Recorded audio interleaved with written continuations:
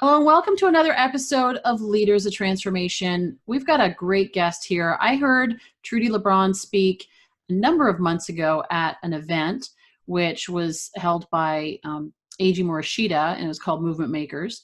And since we're in a series on movement makers, I thought it was rather appropriate to have her here because she actually talks about impact. How do you make a greater impact in business and in social movements and so forth? And so I'm just really excited to have her here. I was so impressed when I heard her speak. And so I'm just really excited to have her here. Welcome, Leaders of Transformation, Trudi. Thank you so much for having me. I'm happy to be here.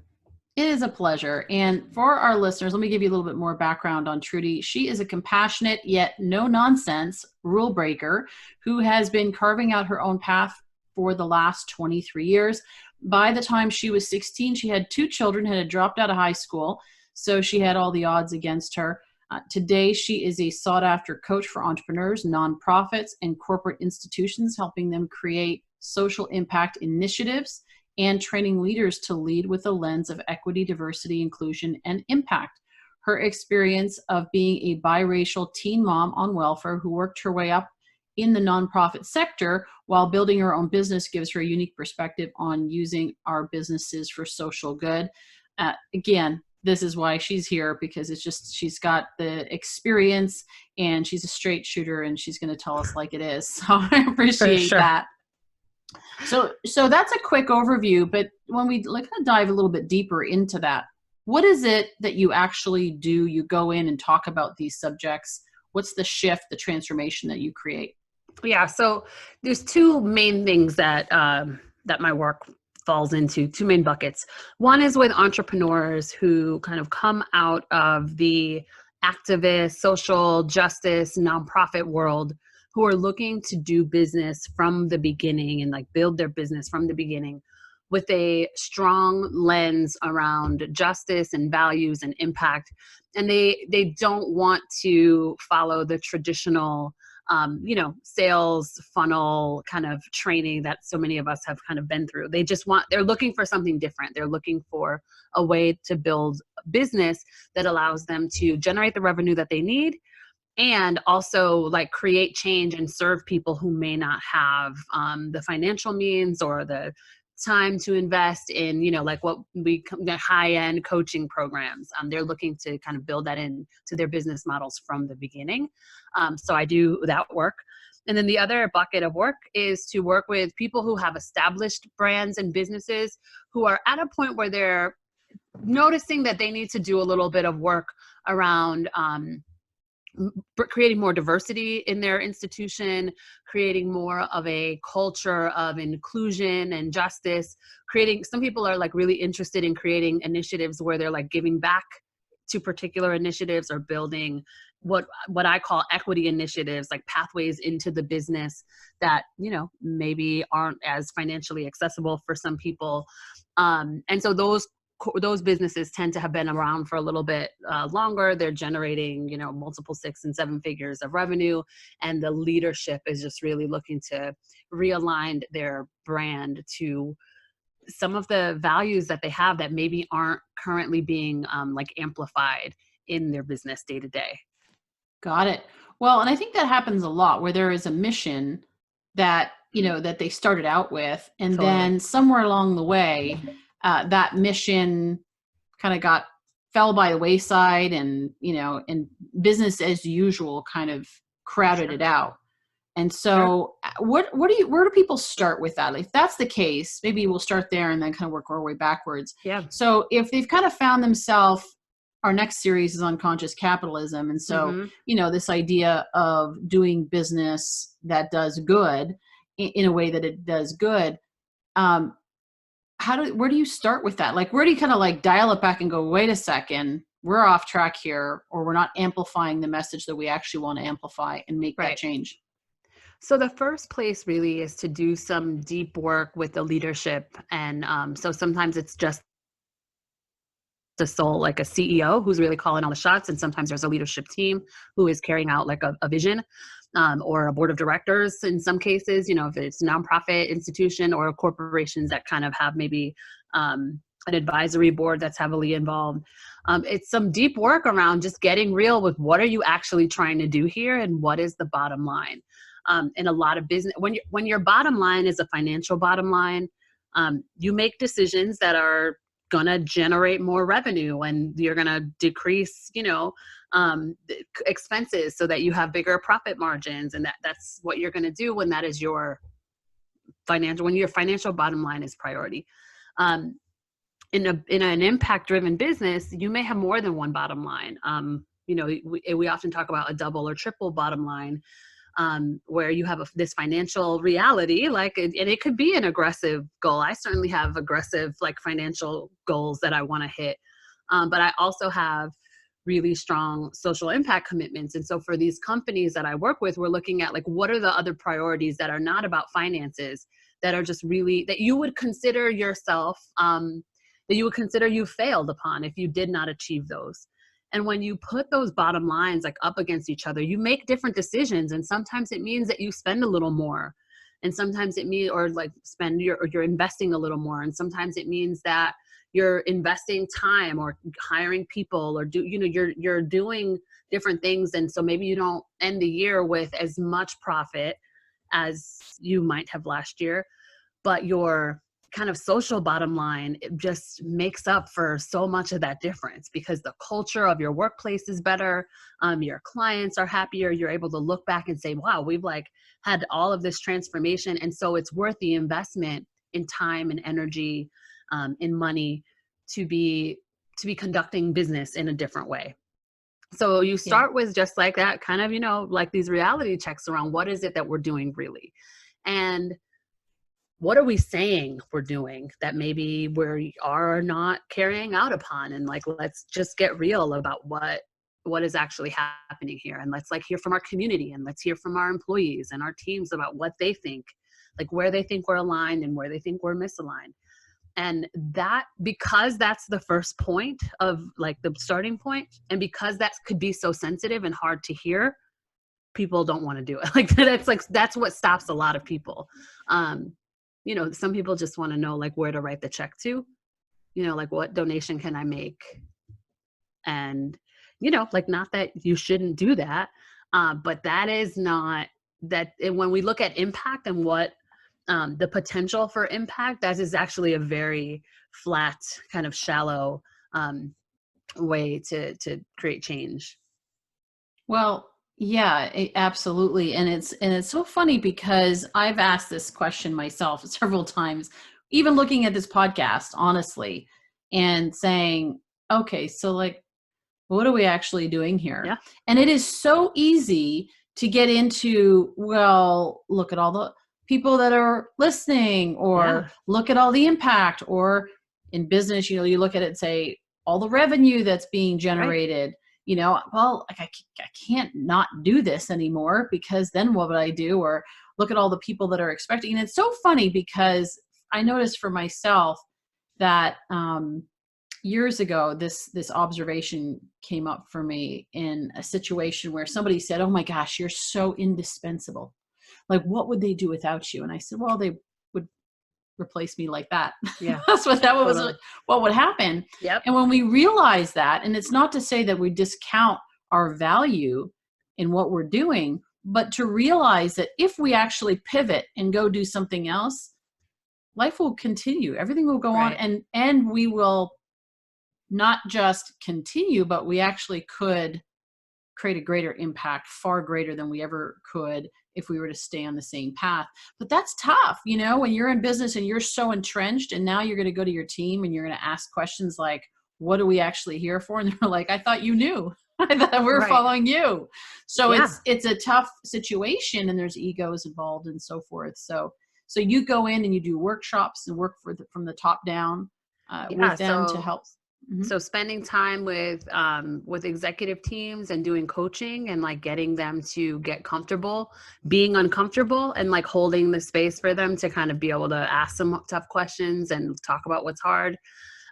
We do things I call them inquiries. So we do focus groups and surveys with team members to say, based on how you spend your time as a team member, what do you think the most important thing is? And you'd be surprised by how many different answers to that question you get. And what you'd want is that everybody is in the same page about like what's most important to the organization. But based on how people spend their time and based on how they're supervised and, just based on the different pressures and how they're evaluated on their own performance, you find that people have very different things to say about what's most important. A lot of, one of the things that I hear a lot is that, people will say that it's not about sales. It's not about the most sales, but it's about like getting the right people into the program. But then you talk to the teams and the salespeople and they're like, it's not really true. Like it's just about like how many people I can get in. Yeah. It's a quota. That's what it is. When it comes right Right. down to it, they end up having a quota. Yeah. Right. And the thing is, it doesn't have to be either or. It can be both. It can be that you have an aggressive quota and that it's about like getting the right people. But it's about like how you train and how you manage and supervise against that and like how you monitor it. And those systems tend to be a little less sophisticated than our sales funnels, unfortunately. Yeah. Got it. So now when we talk about diversity and inclusion and creating this, where does it start? Like, so let's say, for example, you're working with this company and you're realizing that everybody's got their own priorities. Mm-hmm. The leaders think it's this way. The people go, no, it's actually this way. Right. And so what do you encourage them to measure, or do you actually say, here are some things that you need to measure in terms of impact that are important that you may not even be thinking of at all? Yeah. It may not be on the table currently at all. Right. So it depends on a couple of things, and it depends on the goals of the institution. So the institution or the company, getting really clear about what they're in business to do, what kind of transformation they're out in the world to create. That's important. And then other things, I do ask people to like consider things like what are your goals for client experience, for example, and what are your goals for retention of clients, and what are your goals for culture, like the culture of your, especially for people that have bigger teams. What do you have goals around equity and inclusion and diversity? Like have you considered that? And a lot of people don't. And when they don't have an explicit plan around that, what we tend to replicate is just that we hire a bunch of people who look like us. And that's whoever it is, like whatever you happen to look like. That tends to be what happens unless you have a plan to be intentionally recruiting for diversity and hiring with that in mind. And again, it's not an either or, it's a both and. It's like you're going to hire the best person for the job, and you're going to pick that from a very diverse pool of candidates who are all like amazingly qualified to do the work. That's actually a really important piece, because I think that's where there's pushback to the idea of diversity. And when it first started, especially, we were like, well, I need to get the best candidate. Like they have to choose between one or the other, and not realizing that they're actually sacrificing and or preventing themselves from actually having the best talent because they don't have a diverse pool to choose from. Yeah. Not only are they preventing themselves from having the best talent, but they're preventing themselves from having the best program, because there's just so much data that we now know, like quantitatively know, that client outcomes are actually better, and like the quality of your program and the experience that you're able to provide is actually better when you have a diverse team. Right. And like that. Talk about why that is. It's because there's a lot of different things, but like you're drawing from a diverse, when you have a diverse team, you have a number of people who are bringing different ways to solve problems, number one, who can relate to different clients in different ways too. And so when you're problem solving, you actually have more diversity of life experience to pull from. And so if everyone in the room has gone to similar colleges and have all been through the same coach training programs and have worked for all of the same people that we all know, when you're in a room trying to solve a problem, you just all have the same ideas. So you're confirming what each other think, And so when you disrupt that with having like intentionally hiring people, maybe from different sectors, or maybe with different racial backgrounds, or maybe from different countries, or with different language skills, like now when you solve a problem, you actually have like way more options to pull from. And so that enhances the quality of like your culture and your programs. However, that's only true if you can if you have done the work to be able to contain and like manage, like provide safe space. So you're accounting for things like bias, and you've like people understand that, they can't be like microaggressing against each other, and that there are protocols and expectations for how, for those kinds of things. So again, this is one of those things that it takes a little more work, but the outcome of that investment, like the return on that investment, is far greater than what you will put forth. Got it. Well, and it makes so much sense. But yes, you're right. If you put a whole bunch of people in a room, you can create tremendous synergy and Yeah. creativity and innovation, or you can create tremendous chaos and competition, Right. depending on Right. the context which you have created the safe space or not that you Right. have created. Now, I'm curious for you, and I read part of your bio, you started out and you've got these two kids, you're on welfare, you're entrepreneurial, so you're doing your business. How did you go from that to this? Yeah. Like, there's got Oh to be a man, it's story in been there. quite a journey. So yeah, so I mean, the beginning of it is pretty basic. Like I, was in college and really poor. I had two kids. By the time I was 16, I dropped out of high school, and I like homeschooled my way through a GED curriculum and got my GED, and then started college. And there was like a bunch of hard things about trying to do that. And I had certain privileges. Like I was very smart. I didn't have any learning disabilities. I was never homeless. Like my parents were separated, but they were both, like employed, and we were stable. So, I had the ability to kind of do some things that, maybe a lot of other people who had multiple children and also were 16 wouldn't have been able to navigate as easily. But yeah, so I went to college. Every semester was a big question mark about whether or not I'd be able to make it or not. And that fought through that and worked through, worked in nonprofits, worked with young people. And then I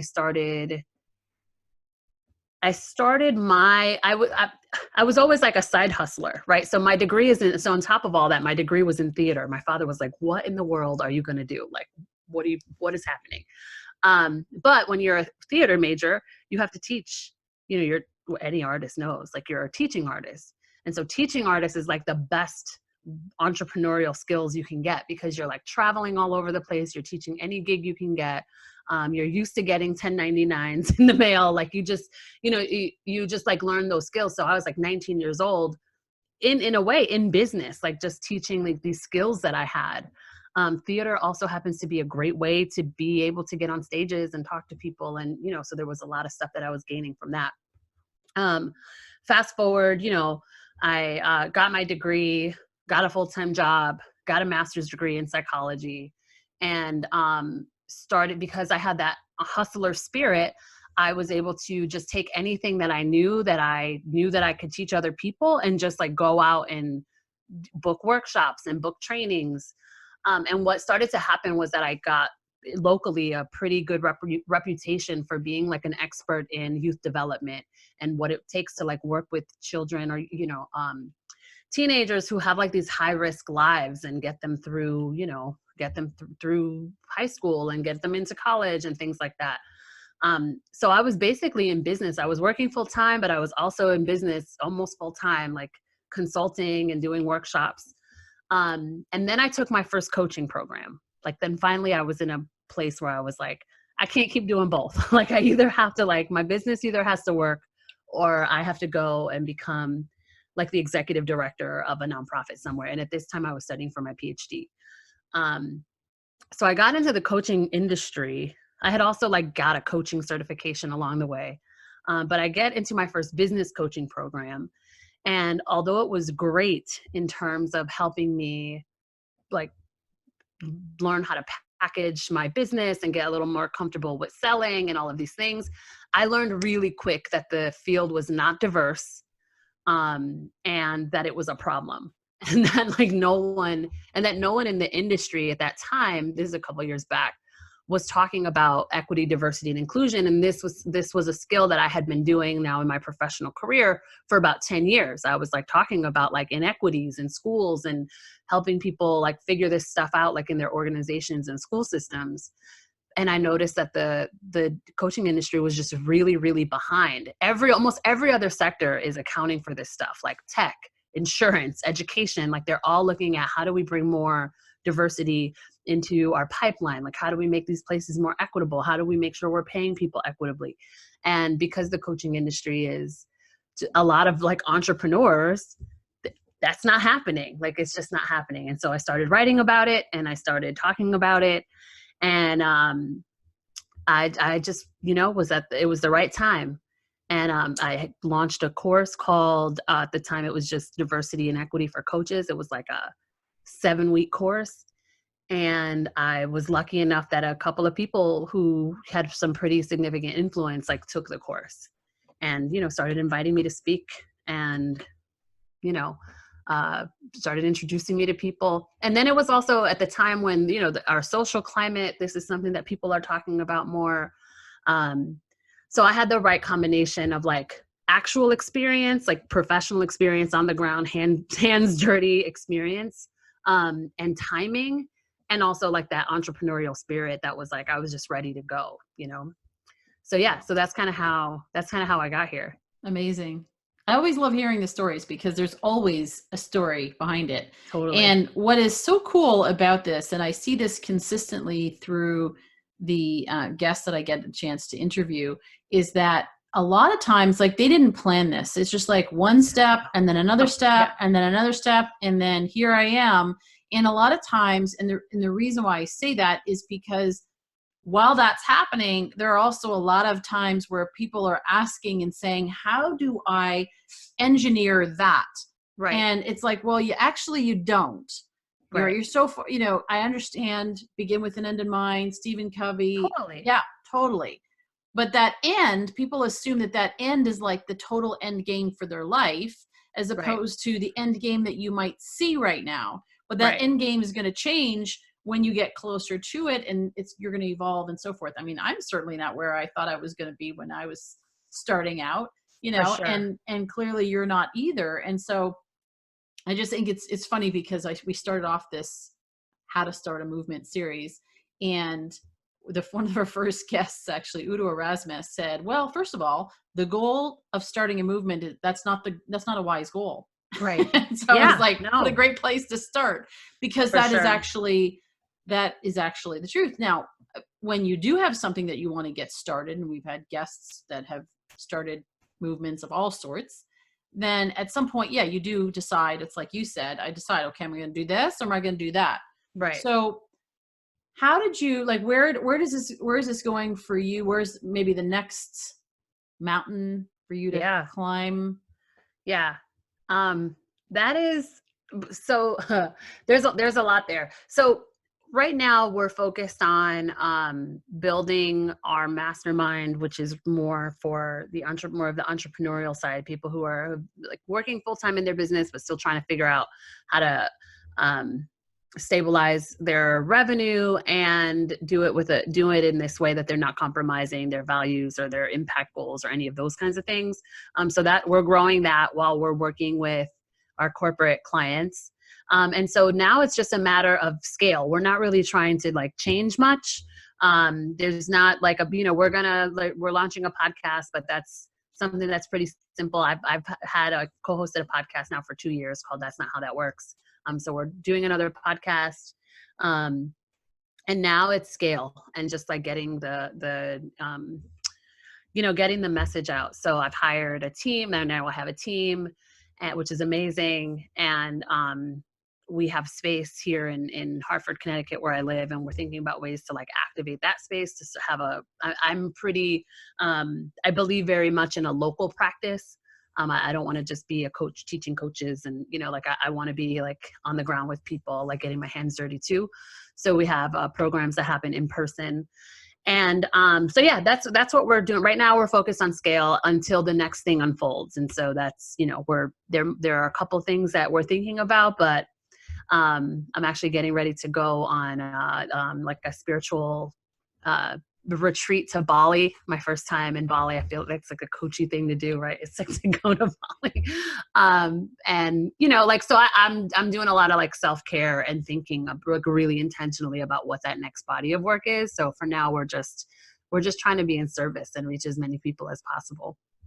Beautiful. Our impact is really about, is really secondary. So, and I teach a model of impact called the 5 dimensions of impact. And I won't go into all of them. We can share links to that stuff if you want. But the most important thing is that the 3 top tiers of impact are reflected impact, primary impact, and secondary impact. The first level of impact is just about like the outcome of your effort on yourself. So like your revenue and like your profit, like, those kinds of metrics. Primary impact is the experience that your clients get directly. And then secondary impact is like the experience of your like the people who your clients are serving, what's their experience. And my work is actually very much concerned about that secondary level of impact. And that's not the case for a lot of people. But when I'm working with corporations and leaders in their corporations and executive teams, I'm very much concerned with building their capacity so that their clients have a better experience. So that scale piece is really important, because if I can do a good job at working with leaders and entrepreneurs, that secondary level of impact, they're working with thousands and thousands of people. And I'm like super tuned into that. So I'm much more concerned about scale than I am like creating new programs and, like selling a bunch of ebooks or something. Like I really want to like get good at what we do and spread it around.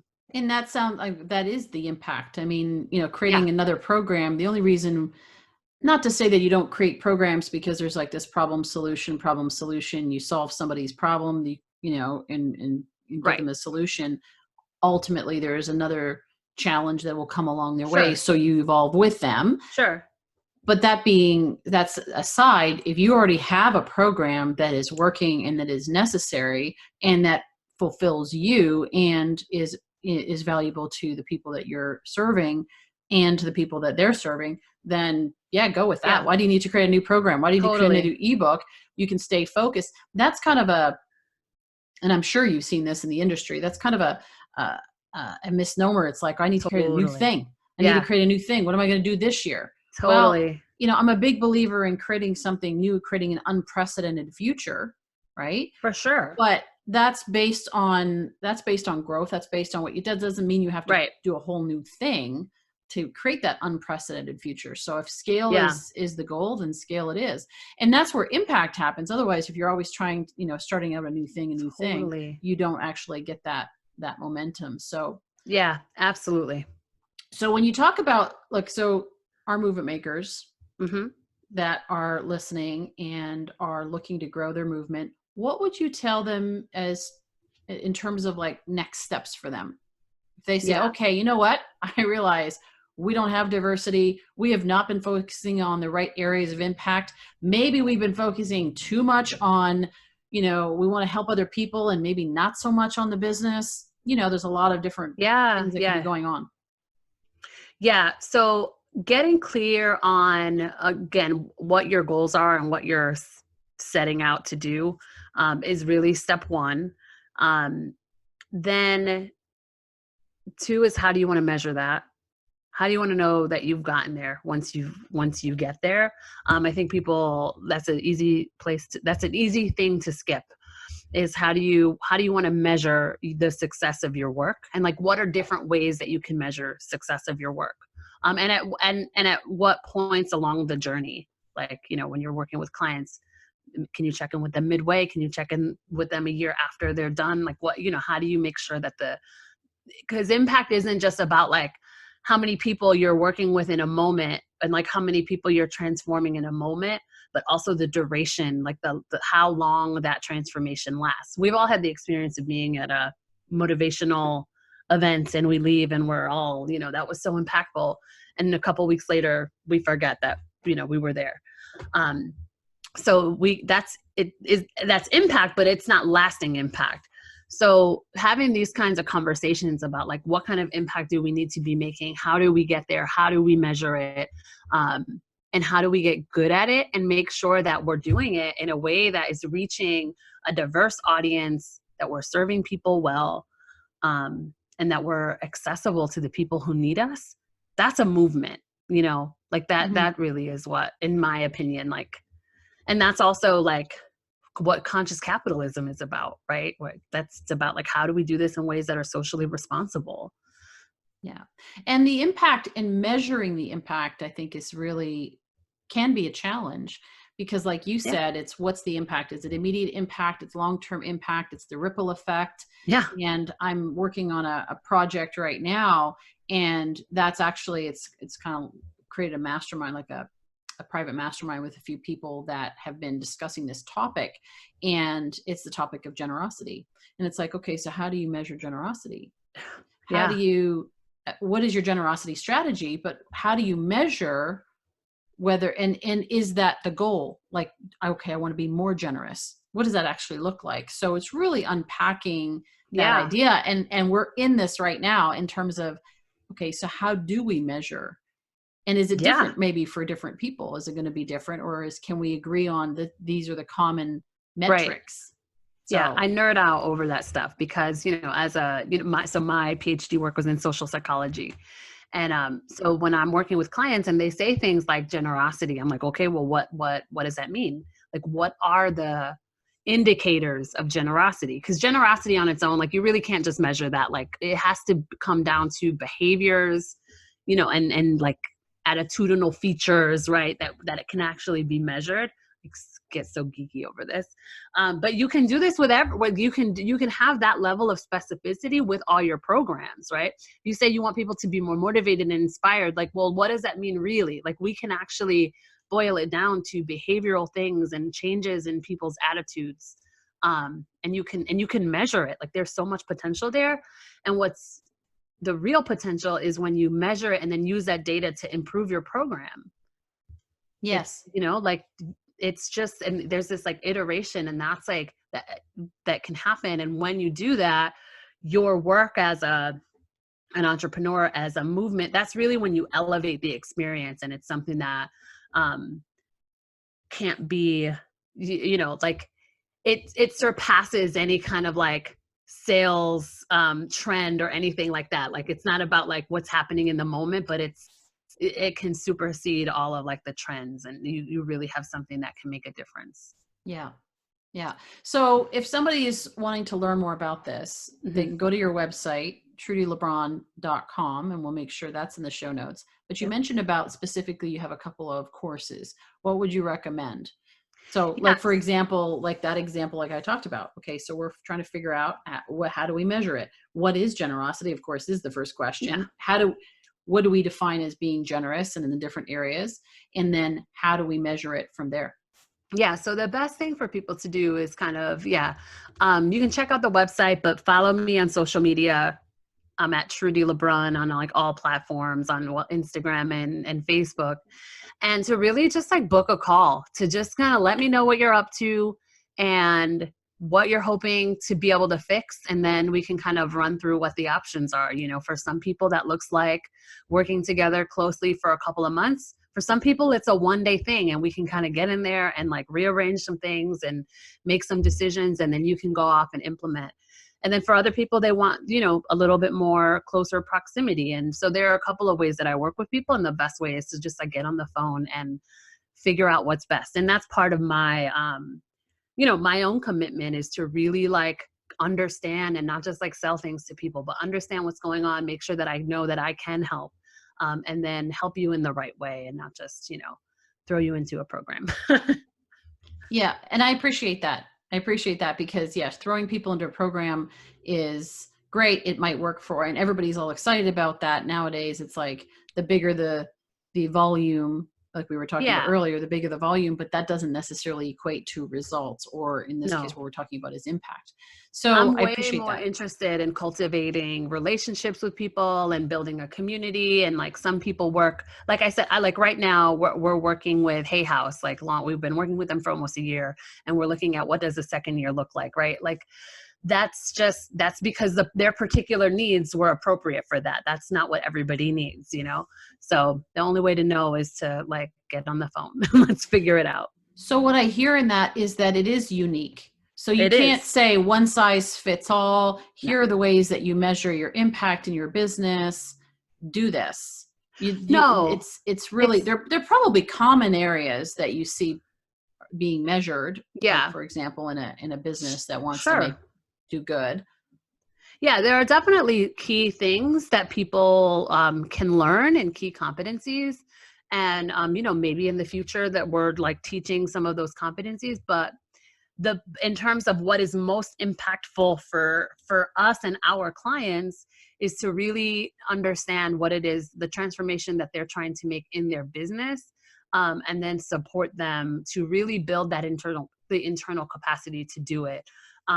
So yeah, it is there are definitely some commonalities, but everybody's business is unique, and the most important thing is that like folks are building the capacity, because if they can learn the capacity, then they can apply it again over and over and over. And it's not just like one roadmap, because that one roadmap doesn't fit every problem. But if I can teach someone and coach someone into the problem solving method, like then they can use it, they can do it all the time. Yeah.